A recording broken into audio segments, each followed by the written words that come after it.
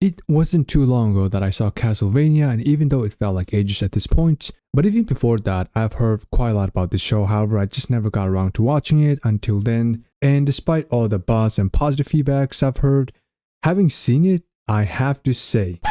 Now before we move on, just heads up, this video may contain traces of spoiler for the series of Castlevania and vampirehunterD, so you have been warned. If I'm being completely honest, I thought I wasted my time. I do like the animations and a lot of the visuals. I have no issue with them as far as the way it looks. Though I argue some of the creature designs were a bit too modern looking for my taste as opposed to something more ghost-like, sinister, or brooding. But a lot of the reason behind why it fell flat to me was the way they wasted Dracula character. The rest of the cast, unfortunately, they just weren't written in a way to be able to carry an episode on their own. At least that's the way I see it. You have a drunk, a sport mate essentially, and the son of Dracula, who, if I remember, his name was Alucard, whose whole character, by the way, revolves around stopping his father. So when you look at it that way, he never had a personality of his own to start. But where it completely fails to me was when Dracula, despite all of his hellbent rage, his power, and the constant rambling of his plans to take over the human world, to the point that he even summoned other vampires and other lords, he made all these plans, and yet throughout the entire series, he literally did nothing but sat in his chair like an absolute go. He gets bested by everyone in terms of strategies, and the way he went out was one of the most pathetic display of a powerhouse in a story I've seen in a while. And if the show or anyone wants to make the argument that like, hey, that was the whole point of his character, being that he was defeated inside, then you're basically saying the whole show is pointless because there was no real plot or drive behind the character of Dracula to begin with, who the show was centered around initially. So I mean, that really only proves my point, that it was a waste of time, at least for me. Personally, I don't really see why they would even choose to go multiple seasons if that was the case. I honestly cringed quite a few times, quite a lot in fact. I didn't even finish the show, to be honest. I believe there are multiple seasons, and I pretty much ditched it completely after an episode or two post the defeat of Dracula. Castlevania started on the premise of Dracula and his thirst for revenge on the humans for what they did to his wife, but he's done pretty much nothing up until his death. Either he really was a character, or again, he more than likely lost the will to even push forward, and regardless of what the reason behind his character being extremely passive, it pretty much undermined the entire appeal of this verse, at least for me. But with Castlevania aside, it was not too long after I finished Castlevania that I discovered vampirehunterD. I was sort of scrolling through a list of horror-themed animated films, and this one looked really reminiscent of a gothic, vampiro-like types of genre, except this one came way before Castlevania series, and the art style animation does seem to be far more traditional 2D versus what seems like a blend of 2D and 3D of Castlevania. I do like this style of visual, and so I ended up watching the first movie, which came out in 1985, I remember. So this is indeed a very old film, and I'm honestly shocked that I only found out about this IP up until recently, because as someone who loves horror and even dark fantasy, I would think that at the very least I would have known about this movie a while back, but nope. Somehow it went under my radar completely, though a lot of things do nowadays. But anyway, having seen the movie, is it any good? Yes, I would say this is a fairly good movie. Now, it isn't like anything crazy or that in-depth unless you analyze it beyond the initial scope, which you can do for pretty much any story narrative. But those descriptions I mentioned aren't necessary prerequisites for any film, I would say, but vampirehunterD is good enough. It is pretty simple in terms of plot, characterization, and the introduction into this world, at least on the surface level. And obviously there are themes spread throughout the film that you can catch. I say this was a good direction because it's a type of film where you can easily digest most, if not everything that occurs, without having to warp your mind in order to get a grasp of what it is that the movie is trying to convey to you. I love the way the movie opens up. It immediately lets you know the type of genre you're getting yourself into, with this image of a dark castle in the middle of a wasteland and the text that appears, which kind of surprised me when it says the story takes place in a distant future, as I was expecting quite the contrary. It's not something I typically expect or anticipate in a story of this genre. Usually we're looking at medieval or the Renaissance period when it comes to like vampires and werewolves. Obviously you have like a more modern days variants, but now I'm curious as to how far in the future this story takes place, because people are still riding carriages and horses, and even the technology doesn't seem to be that advanced either. So I'm not sure what period it is that this story takes place in exactly, but after that little text intro, you have a shot of this girl wearing a cross in the middle of a forest. And so immediately, she's in and out of her head going out alone in the middle of nowhere. Apparently, she was hunting what appeared to be some sort of, I don't know what the hell that was, but it certainly looks like an abomination of a giraffe and a T-Rex. I do like the design though.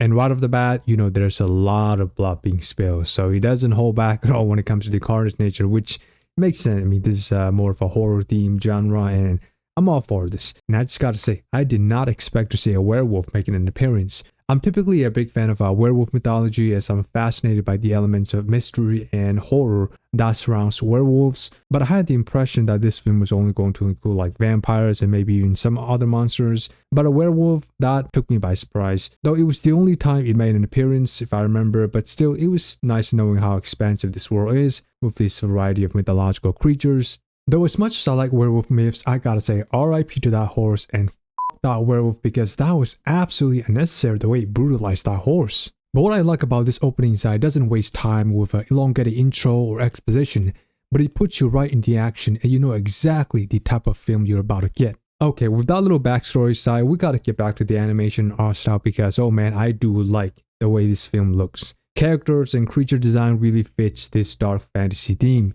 You got all these monsters and abomination crawling and flying all over the place. It really gives you this atmosphere of a haunted doomsday o'clock, if you know what I mean. And despite the movie being quite old, I think it holds up really well. Enough to where I'm not bothered at all by the technical side of things, quite the opposite in fact. Let's talk about the title character himself, vampirehunterD.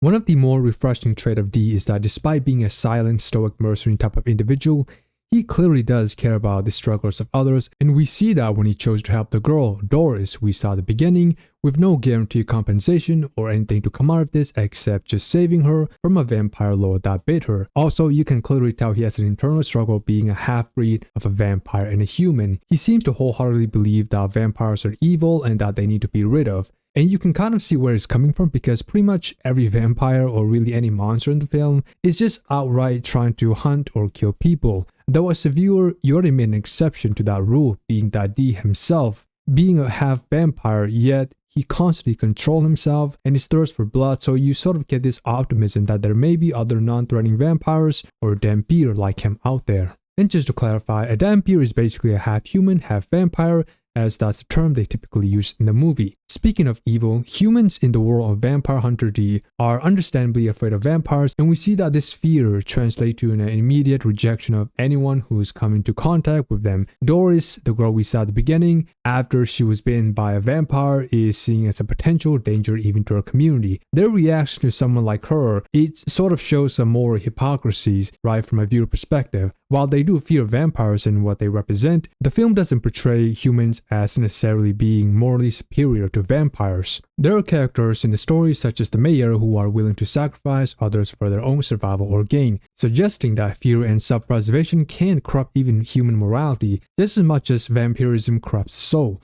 So the theme is the blurred line between humanity and monster. D, a vampire, embody this conflict as he struggles with his identity while at the same time trying to be the best of both worlds. He has the abilities and the thirst of vampires, but he retains his human morality for the most part. The film often poses the question like, who is more monstrous?